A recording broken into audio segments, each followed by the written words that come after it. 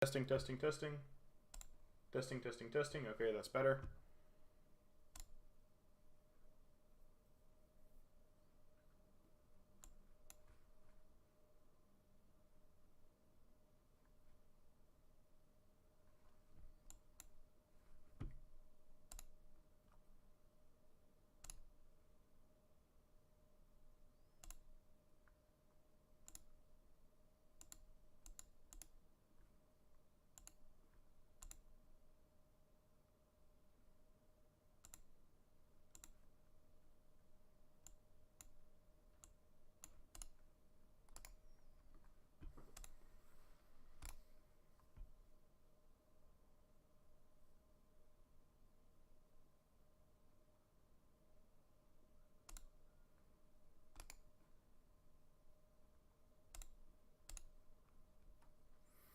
All right, testing, testing, testing.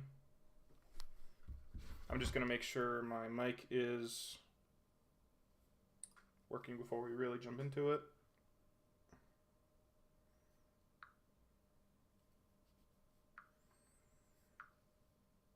Since I have streamed before without my mic actually being on. Okay.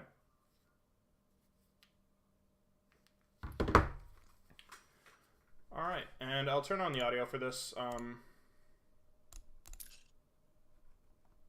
So it'll add a bit of that's a little loud.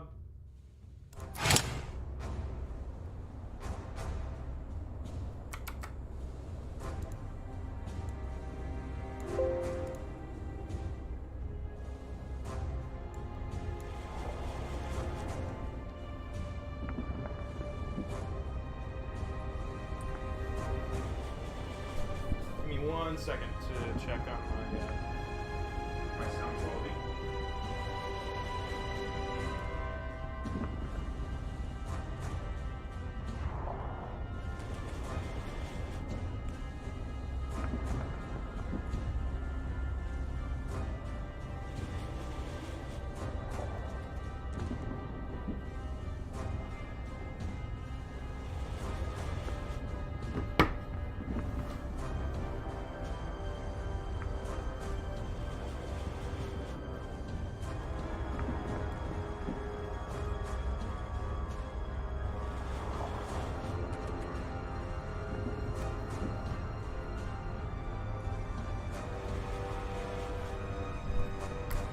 There does not seem to be a great way to turn down the volume, so I'm just going to turn it down on OBS. Oh, that's actually a lot better. Okay. All right, looks good. So, for anyone who has not with me in a while, this is my sort of return to streaming a little bit. That's still pretty loud in my headset. So, for anyone who doesn't know, I am the Centrist, and I'm getting back into streaming. I've been very busy with work and transitions and IRL stuff, and it's kind of prevented me from really streaming the way I've wanted to. So, but I'm going to get back into finishing off my Arkham runs, and I want to stream Call of War more consistently. So right now my goal is just to stream something every day. It doesn't matter how long I'm doing it for. Like this stream is probably going to be like 30 minutes, 30, 45 minutes, and then I'm going to call it. I just want to like make it just a regular thing, so I'm getting back into it. But anyway, the first thing we're going to do here is I'm going to show you the situation as it comes to the Call of War game I have going on. So, right now we're playing a pretty classic map, just Europe Conquest. And we're in... what day are we in? We're in day 8. So, this is the situation as it exists right now. I'm in a coalition with Finland over here. And Finland is kind of just expanding through Russia. And then I'm over here, Sweden. I've already taken out my AI neighbor to the west of Norway. And all of these nations, you can see here by this indicator, Germany's AI Poland's AI. Pretty much the entire map has gone AI except for these three guys. That's Italy, Spain, and the UK. And they are all in a coalition of their own. I'm in a coalition here for Europe with Finland. So this has become... So basically, we're all sort of gearing up for this confrontation between our two coalitions. And I'm really looking forward to it. I was in a war with Germany. We kind of wiped them out pretty fast. So now Germany left the game and he's just an AI. So what we are doing now is we're in the sort of medium phase where what happens in Call of War games, especially the lower level ones, and unfortunately that's all I've had major experience with because I haven't had an alliance.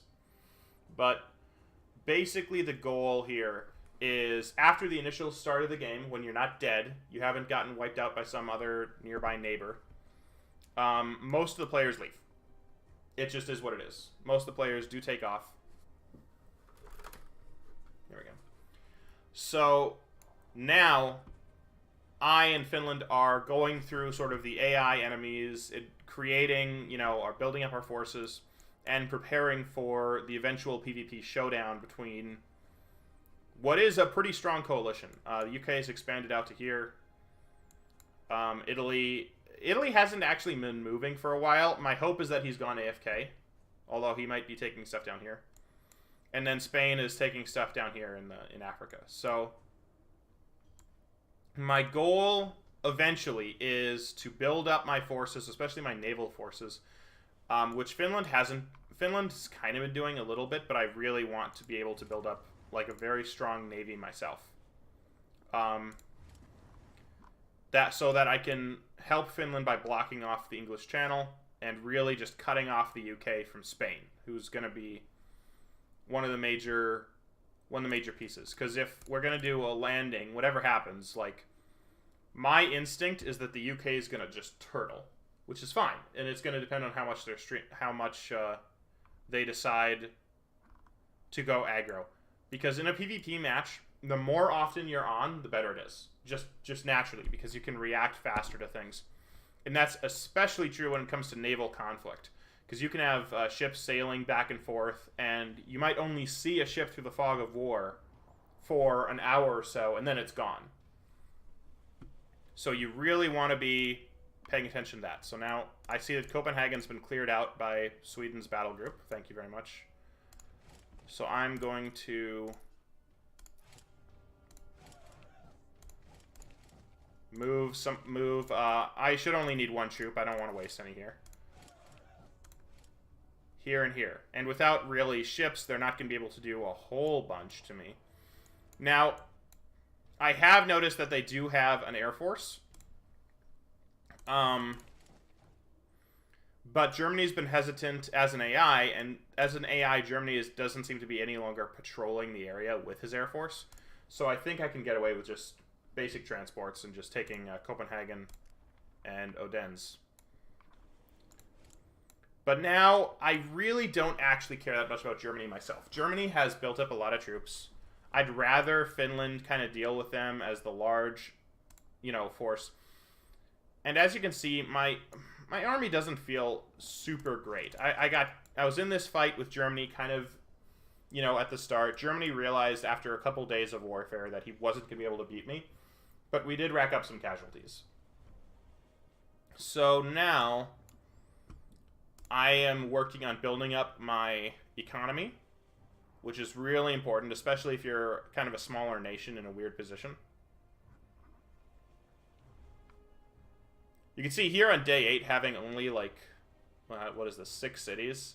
That's not fantastic. And that's why I want to, like, get as much, economic juice out of each of these as I can. So there's no changes to here. Naval base is about to finish. But the industries will just kind of let go tonight. And at this point, I have 2 goals. First off, as I stated, build a big navy. My research is actually, I've been really gearing towards making a strong navy. And I'm also going to work on building a strong a strong rocket defense. This is something I do in the long run, just as I always think it's a good worst case scenario. And I have a decent amount of rare material supply coming in, so that can be nice too. But I really love my subs. I love my subs. My subs are amazing. I've never felt like I've never been able to use aircraft carriers effectively, so I generally don't ever spec into that.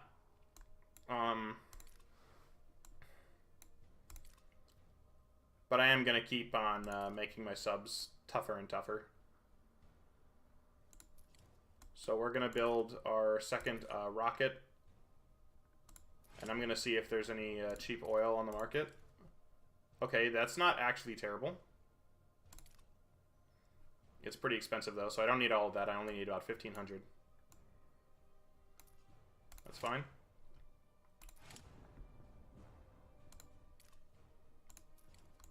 And that'll let us get oh, come on. How much training? 1,000? Yikes. That might be too much. I gotta sell some stuff. Let's sell some of this.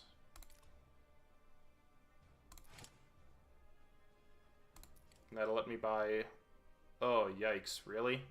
15? That sucks. I don't want to spend that much money on steel. So right now we're actually just going to hang out and we're going to let this... Is there anything else I can build? My ordnance has really kind of gone... I've really kind of been neglecting it. Like, I've kind of been, you know, really specking into... I'll build this. Like, you know, that's fine. But I really have been hoping to get that really nice naval confrontation between myself and the UK. And that'll hopefully allow Finland as well to spec into the stuff that he wants. So build a really strong army. Maybe a really strong tank corps. You know, although it doesn't seem like he's been specking into... What has he been specking into? Okay, medium tank level 2. Oh, okay, yeah, infantry. I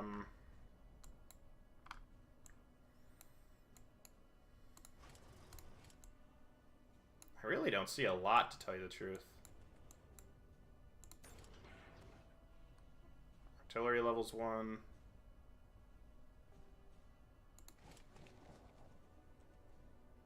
What the heck?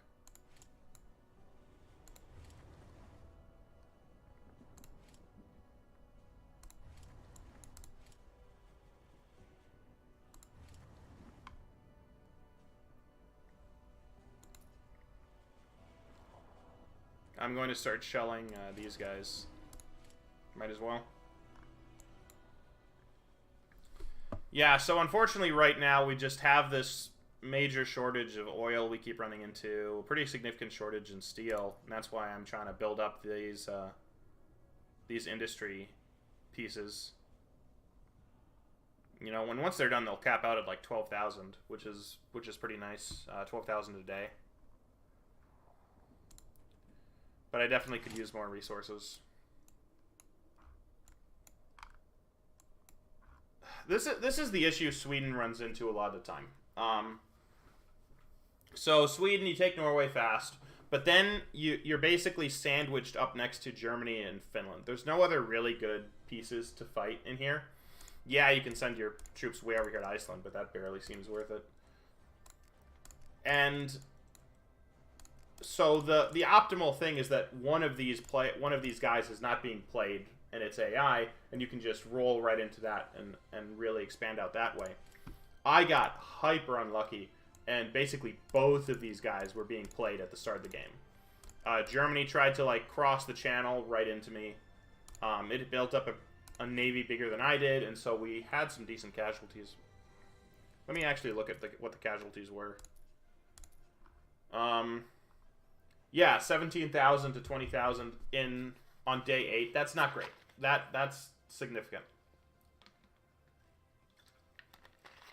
Now, as you can see, I definitely came out ahead. But at the same time, it's like, you know, I'd rather not have done that. And because Finland was being played, you know, facing this threat from Germany, I really did not have the bandwidth to, like, defend against Finland, who was also being played. So I just said, you know what, I'm going to make an alliance with them. That does mean, however, though, that there's not as much room for expansion as I would like. So maybe I should start... Maybe I'll try to start moving into Germany a little bit. How big is Germany's army, actually?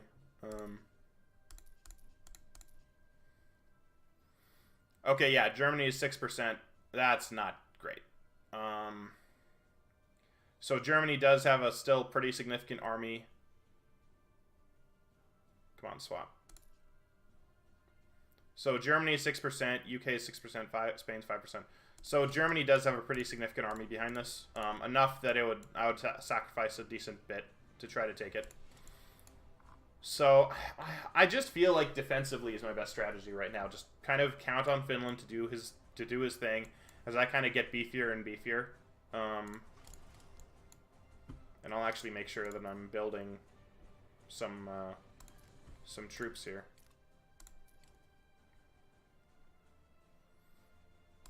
I really don't need to build anything more significant than just regular army right now, especially because I really do not have a lot of steel.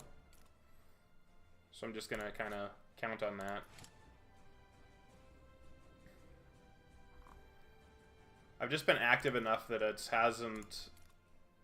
I feel like I've had to pay a decent bit for a lot of these units. More than I would like. Like, you can see my upkeep is not that much. 393 is nothing. 522 is not that much. Wheat's more, 1012, but, you know, that's kind of expected. But I think this will help me out in terms of additional resources, and especially if I can take some of these oil pieces. Yeah, honestly, right here in this bandwidth, there's a lot of resources, so I am going to try to make a push to take at least some of this, and I'll see how efficiently I can do that. So overall, good game. As I said, I want to just kind of keep building out economically from here.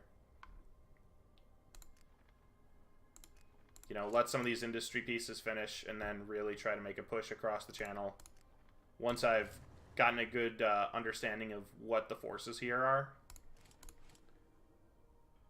So I'll move these guys down here, and you know what, I'll even put these guys up here.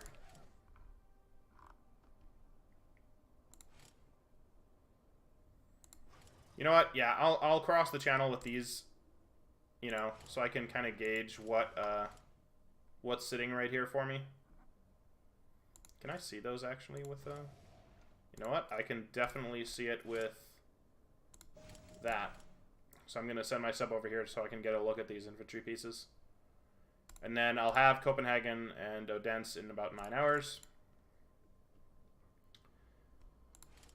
And I'll start moving some of these guys to the border.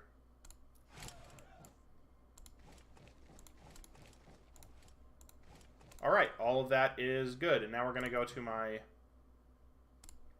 second game. This one is going, I think, just as well. And it's also in the same kind of general stage. We're on day 8, I think, with it.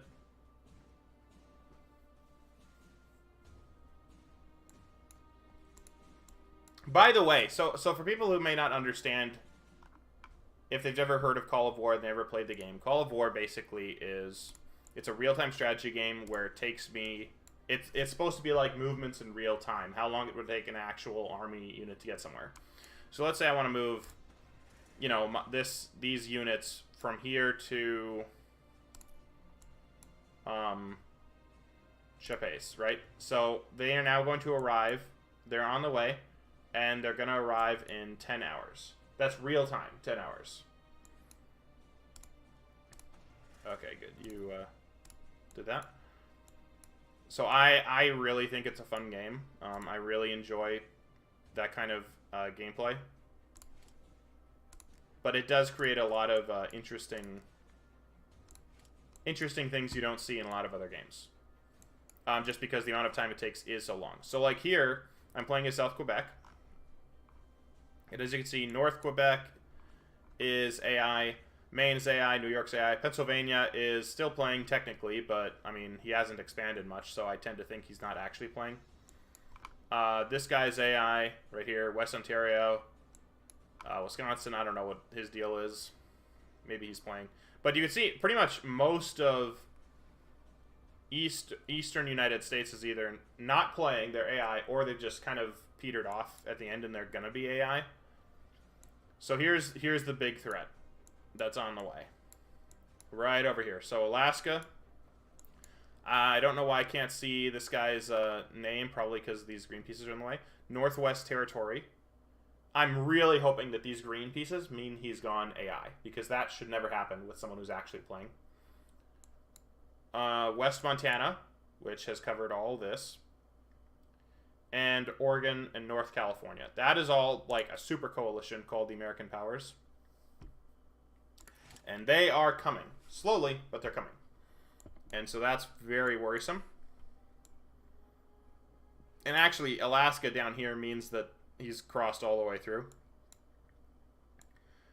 So, basically the only players who aren't AI at this point are the coalition, me, and then like Florida, South Carolina. Some of these guys that just haven't gone AI yet. I think they will. But here's the guy I'm kind of hoping for, Colombia. I would love to make a coalition with this guy later on down the road, because he is looking at the same board I'm at, right? We're a long ways from each other. And this coalition's coming. It's coming, man. So I would like, by the time these guys reach us, like cross the kind of the Mississippi, cross into Central America, I would like for us both to be able to be big enough to defend ourselves. Yeah, Colombia is very big. So I would love to be part of a coalition with him at some point. But that also means I need to get big enough to do that. So my industry is actually almost finished. I'll show you what that looks like. My industry here is like 5, 5, 5. This one's just finishing at 4. This one's finishing at 5. So pretty much my industry is going to be close to maxed out as soon as this is done, which is awesome. And then I can start working on these guys. Recruiting stations build up your manpower amount. Right now my manpower is not great. I'm only making about 10,000 a day, which isn't fantastic. It's not terrible, but it also means that I'm going to have problems with expanding the way West Montana is expanding. Now, thankfully, you can see right here, I'm actually in line with West Montana. That's very, very good. I want to keep that the way it is. So, right now, I just finished a conquest here of what used to be New Brunswick. And now I want to take on Newfoundland. I don't know if these guys alone can do it. I'm kind of hoping they can. But I'll know if they can after they finish off Newfoundland Island. And then I might just decide to hang out and not attack these three immediately, and instead wait for my overall invasion of North Quebec. So North Quebec is going to be kind of annoying. You can see it's really spread out. It's as big as, it's almost bigger than South Quebec. So it's just going to take some time. But we're building up our bomber squadrons. And we're starting to kind of assemble the army that we're going to take in here. It's a very well-balanced army. We've got 1, 2, 3, 4, 5. We're going to have a stack of 7 right here. Actually, a stack of 8, counting this light tank that I've got upgrading. I'm not going to put those in. I'm going to let those sit and heal up. And I actually am going to move these up. It's going to make the actual invasion, I think, a lot faster. So we're going to have a stack of 8 here, a stack of 8 here, a stack of 8 here. That's not intentional, by the way, other than maybe my subconscious trying to put together like what it feels like is a good army. These guys are all tanks, by the way, so they're going to move pretty fast. I might actually separate out the medium tank here so they can all just kind of roll through on their own. A unit of 6 here to move up from the west side and take Port Harrison. So once these troops are in position, I'm probably going to kick off this whole thing after I see what Newfoundland is, so I can see what the damage is to this stack. This stack's already pretty low. It's 55% out of 100. That's not fantastic. It's not terrible. You know, they can still do a lot of damage, but, you know, it's somewhat of a question mark as how much they can really accomplish with that. So in the meantime, everything's getting into position. I've got my industry ticking up. I've made a huge amount of money. I've got a huge amount of wheat, huge amount of, you know, goods. It's just my manpower that's having these problems. So as soon as, you know, I've made that fix, I think it's going to be a lot better. Honestly, I've got a pretty good amount of resources and everything. Yeah, by the way, so you can see here, these are the manpower areas. So your main city points get the most, and then after that it just becomes a matter of, like, go down the list and you just see less goods, basically. That's just how the game works. I do want to build up some stuff, though, so let's see what I can do for research. I can build the next level of infantry. I want to slow down here in terms of building my upgrades. I want to make sure I've got enough. So one of the things that happens is, as one of the pieces of the game is if you keep upgrading your units, every time you upgrade it, it takes longer to build. So let's look at... No. Okay, let's look at North Bay, for example. If I want to build infantry, it's going to take me 11 hours, 7 minutes. That's not good, but that's because it's at level 3. So as you're raising your progression level when it comes to your units, you also want to be raising the level of your barracks or whatever at the same time, so you're cutting down on the production speed. So you can see here it's 200% production speed bonus. And that's going to keep going up and up for every additional level. So I want to make sure I'm not researching so much that it cuts my production time way lower than I want it to be. So the next thing I'm going to do is I want to build kind of something where it's not going to cut down that production speed, but I'll still need it in late games. So the first thing I check is the secret stuff. I have no reason to think I need interceptors at this stage. Not really. Railroad gun. I'm not really one for artillery. I know it's technically like the most efficient thing, but I just prefer other stuff. I haven't built any navy at all. That's something I probably should do.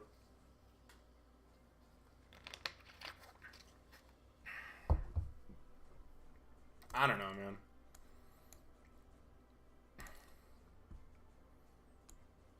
I've just been building this, like, ridiculously powerful Air Force. I'm up to level 4. What do I want to do here? And my favorite thing to do in this game. So one of the things people do is they think, oh, I'm going to build better units, right? I'm going to build better units as the game goes on. So they start by building, you know, armored cars. And then they build light tanks. And then they build, okay, some medium tanks and some heavy tanks. So look at this right now. Heavy tank. Really powerful. Yeah, absolutely. No doubts there. The speed, 31. That's not fantastic. And you can see here that there's a lot of terrain where that's even slower. 25% speed reduction in forest, 50% in mountains, 25% in hills. That's a lot of different types of terrain where you're slower than you should be. So 31, that's right here under day 6, right? What's your base armored car speed? The first one you get. That speed of 50. What's level 3? 65.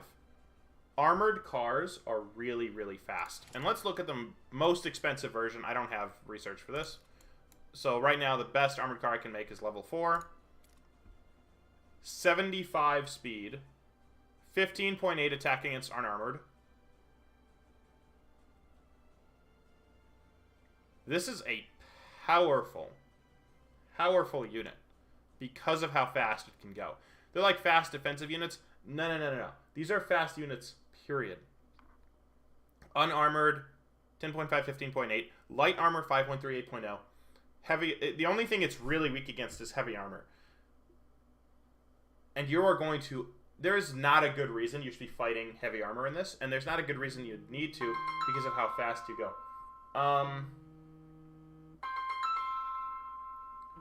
I'll let that ring, and then I'll be done with the stream in like a minute or two because I'm getting to the end of this. So, what I like to do in these big games where you can see where you've got this huge map is I like to build a bunch of armored cars that can just rip across this map and take out lightly defended units. I think that's a fantastic strategy. It's worked well for me in the past, and we're going to see if it works well this game. So, yeah, that's my update. And again, you know, this was kind of like an introductory stream for me to get back into the feel of things. And I will, tomorrow I'm going to try to stream Arkham Asylum as soon as I get off of work. But I want every day to just kind of do a little stream. Oh, let me build up a research of something. What do I want to research? No.